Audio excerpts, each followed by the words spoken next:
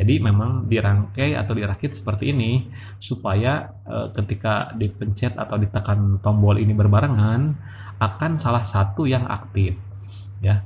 Jadi tidak bisa dua-duanya aktif ya, pasti salah satu. Dan ketika salah satu aktif harus dimatikan dulu oleh tombol stop ya. Nah, oleh tombol stop ini harus dimatikan, di stop dulu baru kita bisa mencari atau menghidupkan lagi ya untuk clockwise-nya atau counter clockwise-nya. Assalamualaikum warahmatullahi wabarakatuh. Jumpa lagi dengan UJM Teknik. Nah, pada video kali ini saya akan menjelaskan atau membuat bagaimana caranya membuat panel dinamo satu pas ya dengan dua fungsi yaitu clockwise dan counter clockwise ya. Nah, atau untuk forward dan reverse ya, seperti itu ya. Jadi ada dua arah putaran. Nah, tetapi di sini adalah untuk dinamo yang terminalnya keluar kabel 3 ya, yang dari dalam dinamo ini keluar kabel 3 ya. Nah, untuk model panelnya saya desain seperti ini ya, desainnya ya. Nah, seperti ini. Jadi bisa dibuat seperti ini ya. Ini satu kontrol ya. Ini start stopnya itu dari panel ya, kalau yang model ini. Atau bisa juga nanti yang di panelnya dihilangkan ya, supaya lebih hemat. Nah, tapi kita gunakan control box eksternal ya. Nah, bisa juga seperti ini ya model panelnya ya. Jadi yang di panelnya cuma ada indikator lampu 3 ya, 3 unit atau 3 pieces ya. Dan untuk start stopnya itu ada di control box ya.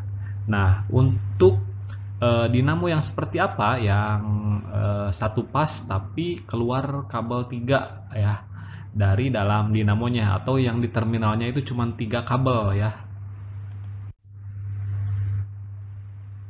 Nah, seperti ini ya. Nah, kita lihat ini contoh di nameplate-nya itu ada tertulis CW ya, di sini adalah clockwise ya, searah jarum jam.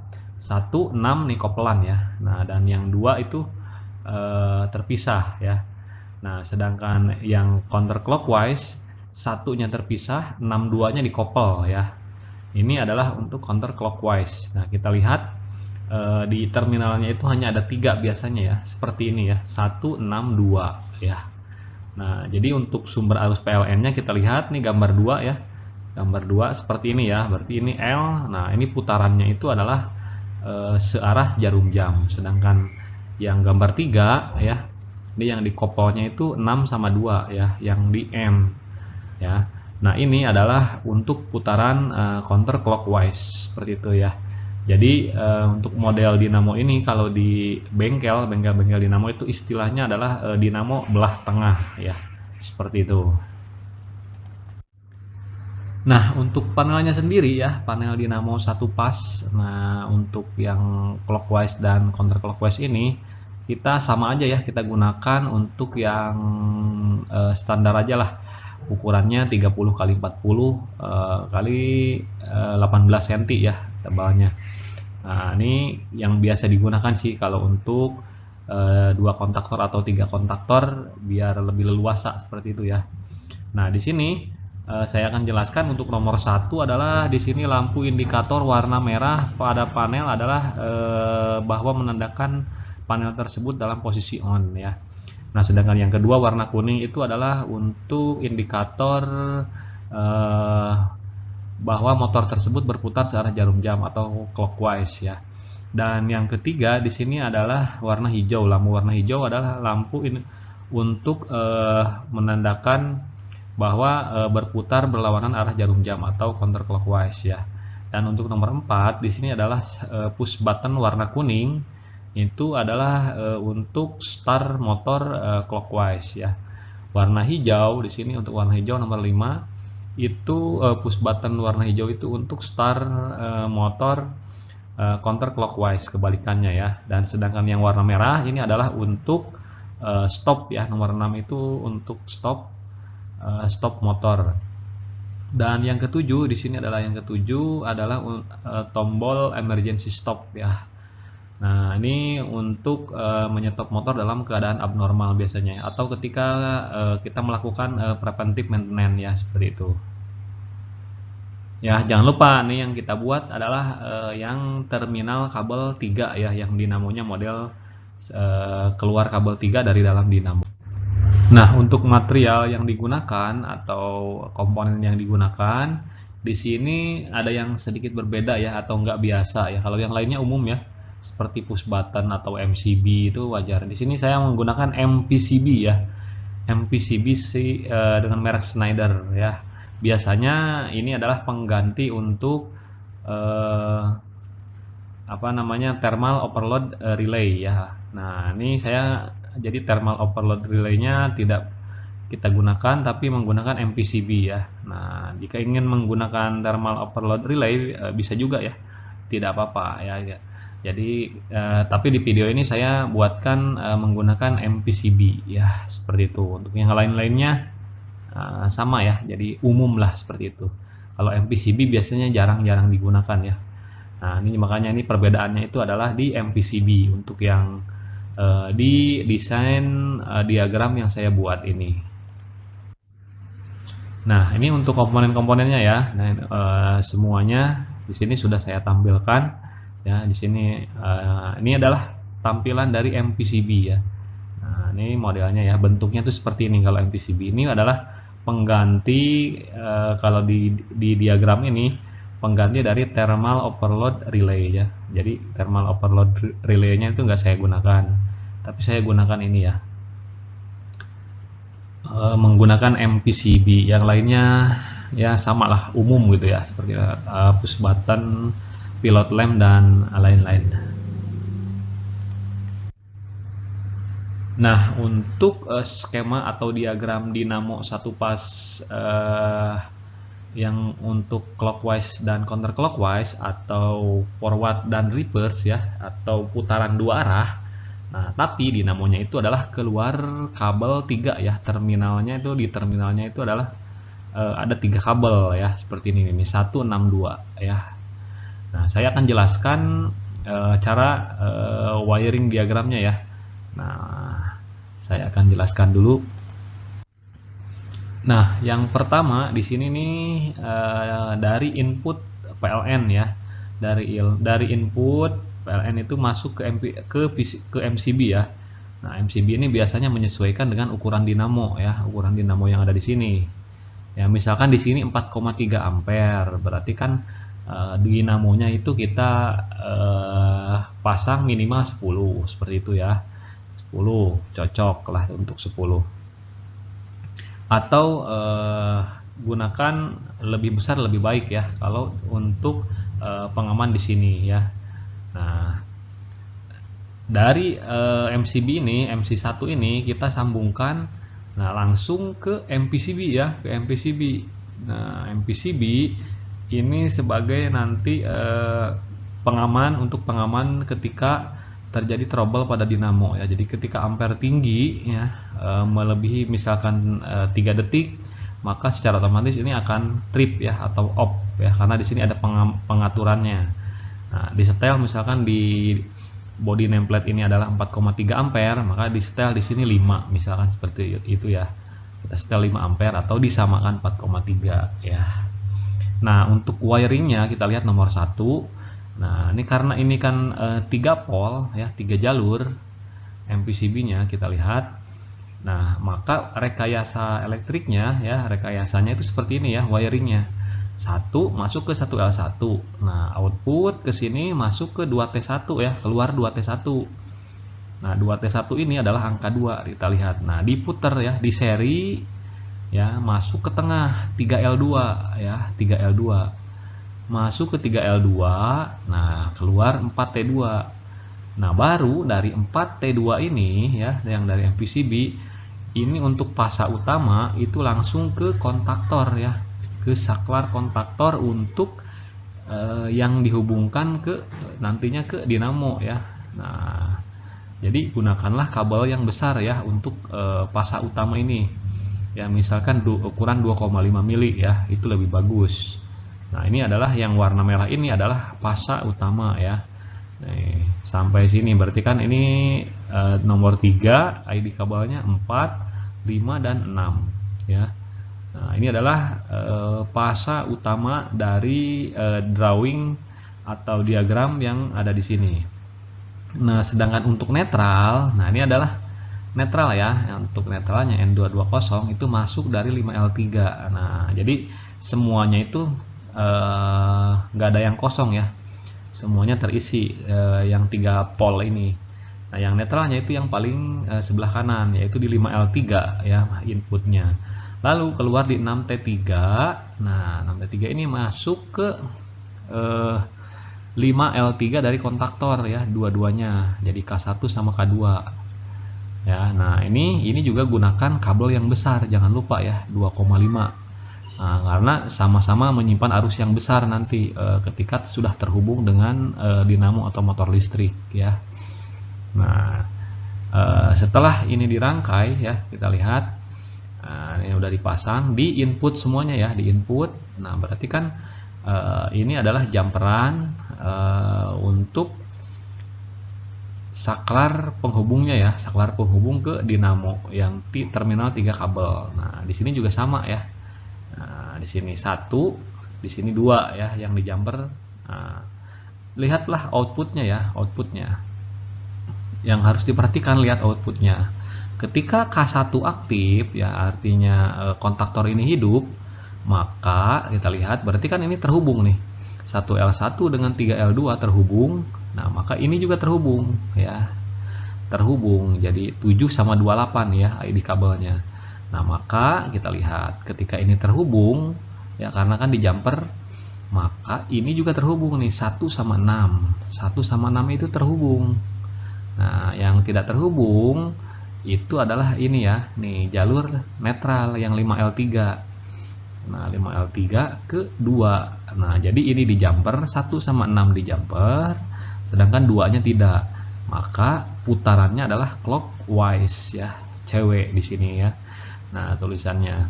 Nah, berarti ya, untuk K1 adalah cewek ya, atau clockwise. Nah, sedangkan untuk yang kedua, K2 ya, untuk counterclockwise kita lihat ya, kita lihat.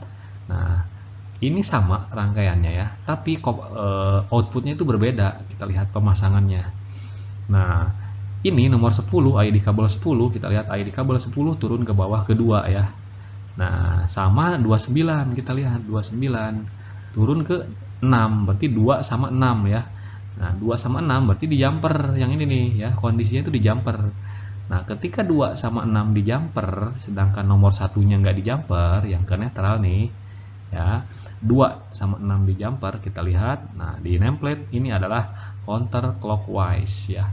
Nah, ini seperti itu ya penjelasannya dari diagram kontaktor untuk clockwise dan counterclockwise ya, atau fungsi forward dan reverse ya pada dinamo satu pas yang keluar kabel ke terminalnya itu cuma 3 ya, atau istilah di bengkel itu dinamo belah tengah ya, seperti itu. Ini untuk rangkaian fasa utama ya. Nanti saya akan jelaskan selanjutnya itu adalah bagaimana cara pemasangan tombol ya. Jadi wiringnya atau perkabelan untuk tombol ya, supaya lebih jelas. Nah, ini adalah pemasangan untuk jalur tombol ya. Kita lihat. Saya ngambil jalur tombol itu setelah MPCB ya. Kenapa ngambil dari MPCB sini? Jadi ketika si MPCB ini di stop ya, di stop atau mati ya, atau ketika overload dia akan stop, maka akan mematikan keseluruhan listriknya ya. Jadi dari sini sudah mati, ke MCB ini juga mati, ya mati semua ini ya, karena nggak ada aliran listrik atau sumber listrik yang mengalir ke kontaktor ya, karena kita ngambil dari MPCB seperti itu ya. Nah, dari MPCB input pertama kita masukkan ke MCB 1 ya, MCB 2 sorry. Nah, MC2 ini adalah pengaman ya, pengaman dari coil kontaktor. Bisa juga untuk pengaman lampu ya. Jadi untuk sumber-sumber yang memerlukan arus yang kecil kita ambil dari sini ya, dari MC2 ini. Nah, makanya MC2 ini biasanya nilainya kecil, 2 ampere. Kalau ada 1 ampere gitu ya, pasang. Hanya untuk menahan beban coil saja, coil atau lampu ya, atau pilot lamp. Seperti itu. Nah, dari MC2 ini kita lihat, ini nomor 11 berarti ya. Nah, inputnya, outputnya keluar ke 12. Nah, 12 ini kita sambungkan ke tombol emergency ya. Emergency stop atau ES1 ya, dilewatin. Berarti ini NC ya, NC. Jadi nyambung terus. Ketika dipencet berarti kan putus atau tidak terhubung ya.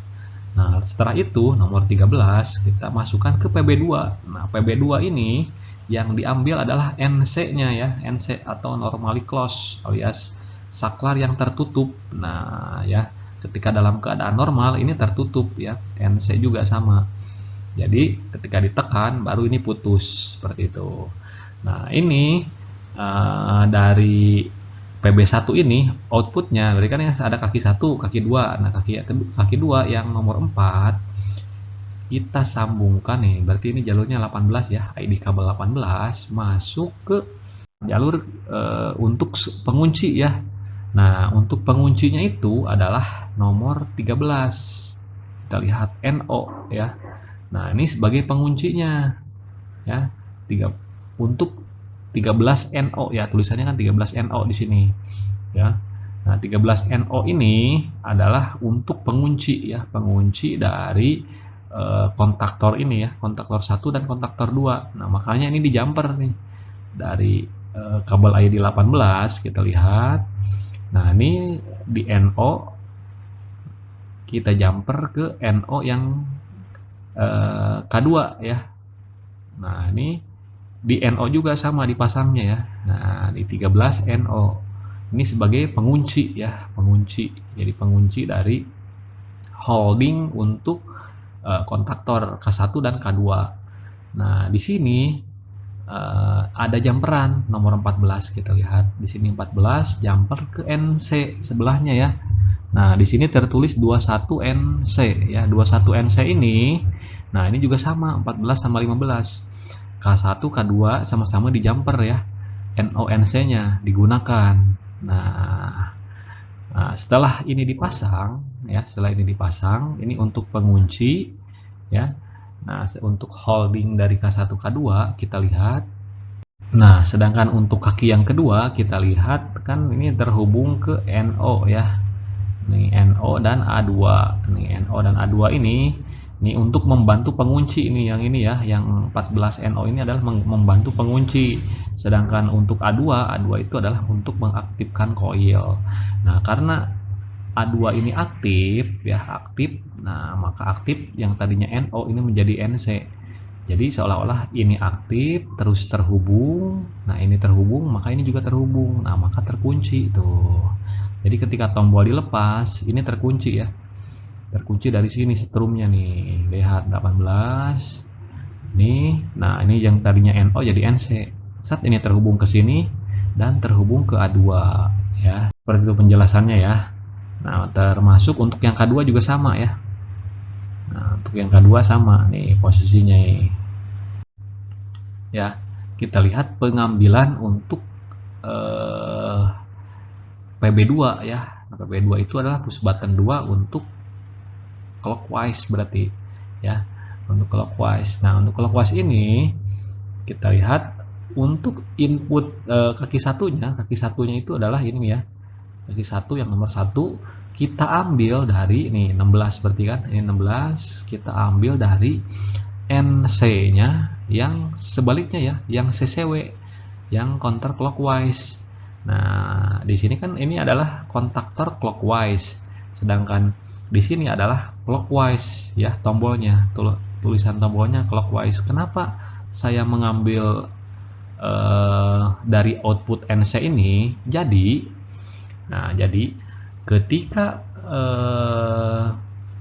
misalkan kontaktor yang CCW ini aktif ya, CCW ini aktif ya. Nah, ketika ini aktif, ini sama ya. Nah, ini sama juga nih. Yang untuk CCW ya, atau counterclockwise-nya, saya ngambil dari NC-nya CW ya, yang clockwise. Jadi kebalikan ya.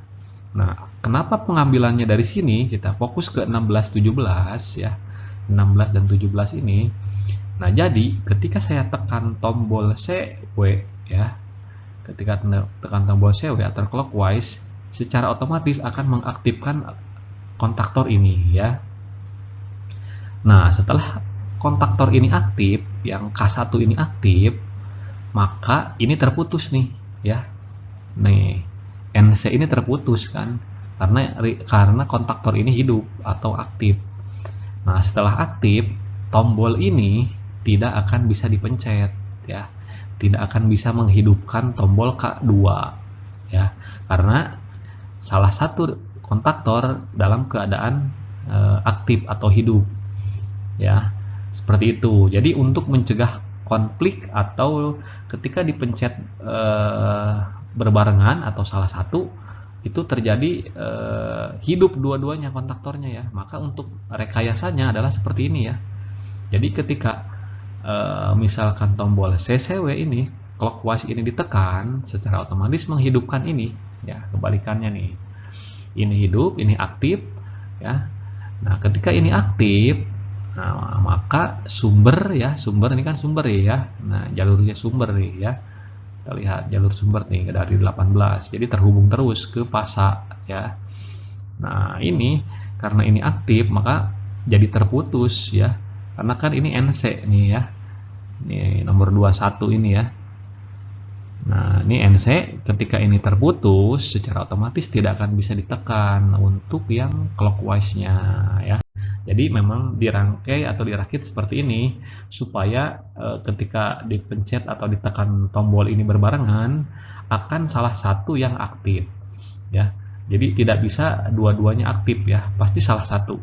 Dan ketika salah satu aktif harus dimatikan dulu oleh tombol stop ya. Nah, oleh tombol stop ini harus dimatikan, di stop dulu baru kita bisa mencari atau menghidupkan lagi ya untuk clockwise-nya atau counterclockwise-nya. Jadi kalau belum dimatikan ini nggak akan bisa berfungsi lagi tombolnya ya, harus dimatikan dulu menggunakan ini atau emergency stop. Seperti itu ya penjelasannya ya. Nah, untuk lampu, kalau untuk lampu ini ya, nah ini saya ambil yang standby itu, yang untuk lampu indikator power itu dari sini ya. Nah, dari MPCB ya, dari MPCB kita ambil 33 ya, ini nomor 33 ya di kabelnya. Sedangkan untuk yang clockwise kita ambil dari A2 ya, A2-nya ya, dari A2-nya kita lihat nih. A2-nya. Nah, dan untuk yang lampu 3 itu kita ngambil dari A2 dari K2 ya, dari kontaktor yang kedua, seperti itu ya. Nah, kalau untuk output ya, output tadi sudah dijelaskan ya. Ini yang ke sini untuk 162-nya jangan sampai salah ya, harus berurutan ya, sesuai yang ada di sini. Karena ini peruntukannya adalah untuk yang keluar kabel 3 ya. Jadi yang common-nya itu nomor 6, berarti 6 itu selalu di tengah, seperti itu ya. Ini rangkaian keseluruhan dari diagram atau skema dinamo satu pas yang dua arah putaran ya, clockwise dan counterclockwise, tapi dinamonya itu keluar kabel 3 ya.